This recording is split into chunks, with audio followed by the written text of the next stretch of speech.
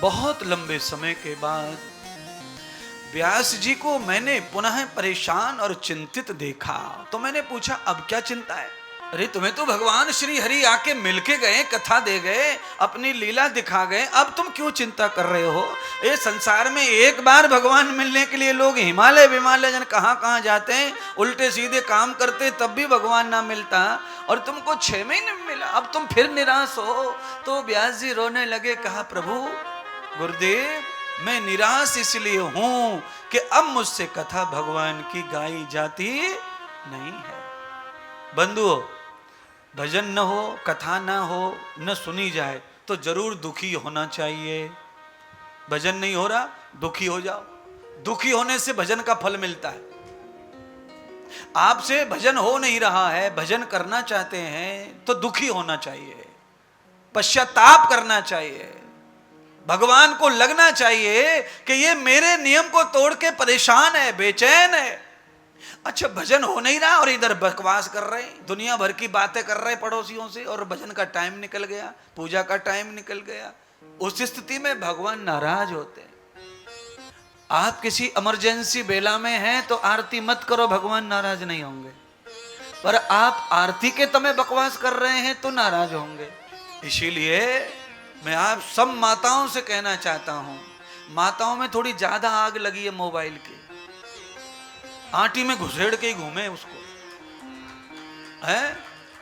ये पुरुष लोग तब भी भूल जाते हैं कभी कभी मोबाइल को खटिया पे, पर ये माता ना भूले, है? 3 महीने के छोरा है, भूल गई बस में, और मोबाइल ना भूली। बताओ, है? सही कह रहे भाई गुरुजी, आपको तो पूरी पतो है कोटा की, सब जानो आप घट घट की कोटा में काका हाथ से होते रहते हैं, बड़ी समस्या है।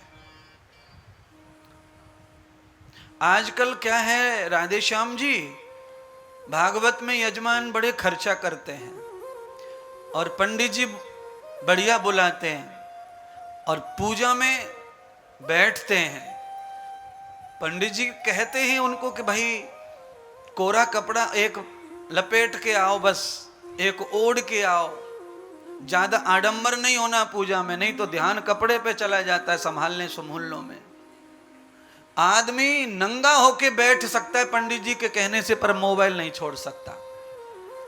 मोबाइल साथ में रखता है, बिल्कुल बगल में रखे, गणेश समझ के। प्रथम गणेश की वंदना बताई है, मोबाइल की नहीं। इसीलिए भोजन पकाते समय मोबाइल को बंद रखो, पूजा करते समय मोबाइल बंद रखो, कथा सुनते समय मोबाइल को बंद रखो, गाड़ी चलाते समय मोबाइल को बंद रखो, तो घटना बहुत कम होंगी और काम ज्यादा सफल होंगे।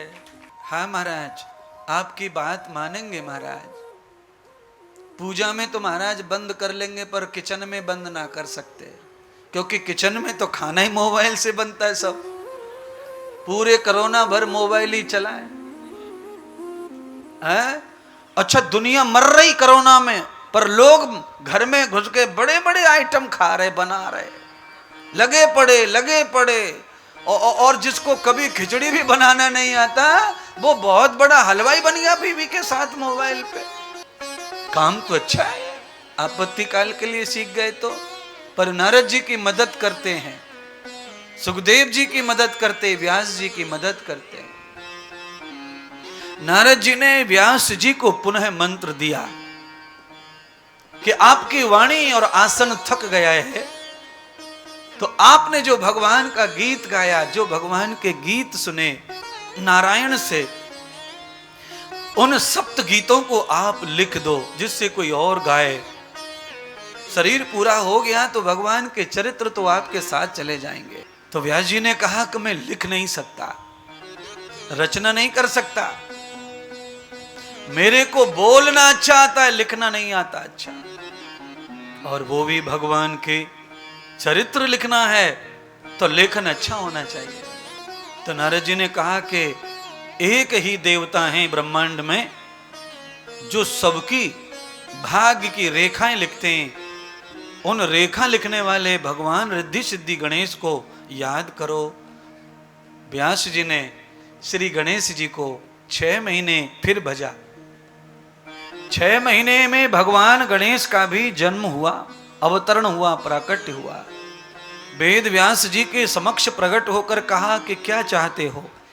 तो व्यास जी ने प्रणाम कर गणेश जी से कहा, आपका माथा इतना विशाल है, आपके कान इतने विशाल हैं, आप समस्त बातों को श्रवण करते हैं प्रभु, आपकी बुद्धि सबको निचोड़ लाती है, निश्चय करती है। इसलिए हे परमात्मा, भगवान श्री हरि कृष्ण की कथा आपके हस्त से लिख दो, मैं गाऊं, आप लिखो। तो भगवान गणेश ने कहा, ये उत्तम समय मेरे जीवन में आया है व्यास, ये कार्य मैं अवश्य करूंगा।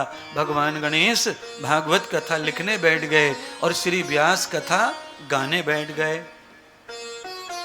संपूर्ण कथा को लिख दिया गणेश जी ने। व्यास जी ने कथा गाई अखंड, गणेश जी ने लिखी, ग्रंथ लिख के तैयार हुआ। खुशी होनी चाहिए, पर व्यास को खुशी नहीं है। नारद जी तीसरी बार मिले, अब क्या हुआ?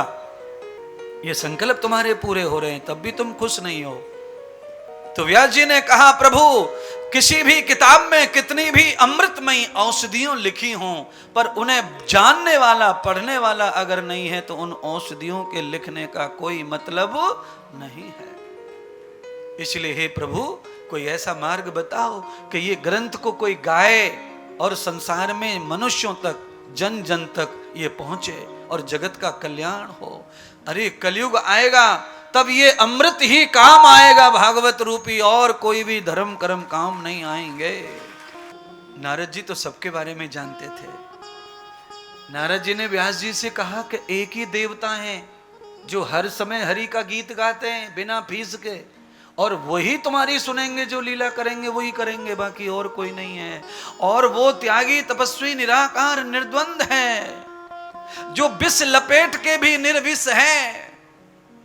ऐसे महादेव, उनका ध्यान करो।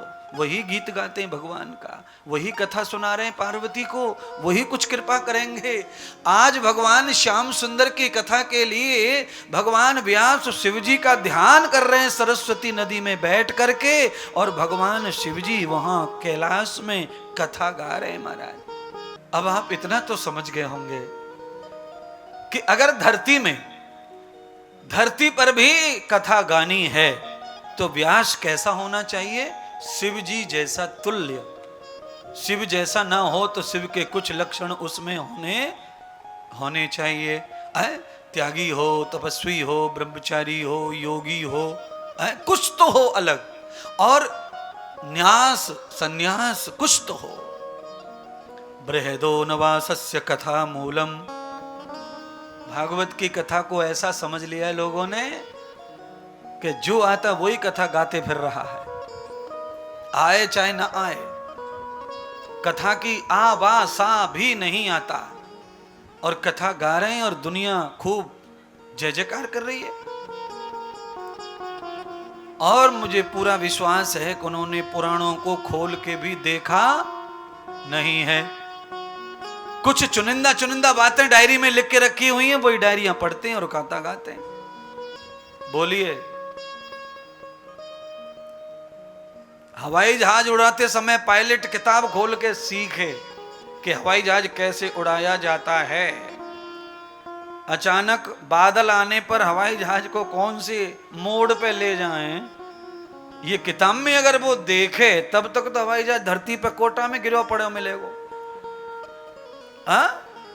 अच्छा बोलो, पहलवानी करने वाला आदमी दंगल में उतर जाए कुश्ती के लिए लंगोट पहन के, उस समय वो अपने गुरुजी को पूछे, गुरुजी बताओ कौन सा दाव लगाऊं, ये तो मार रो है।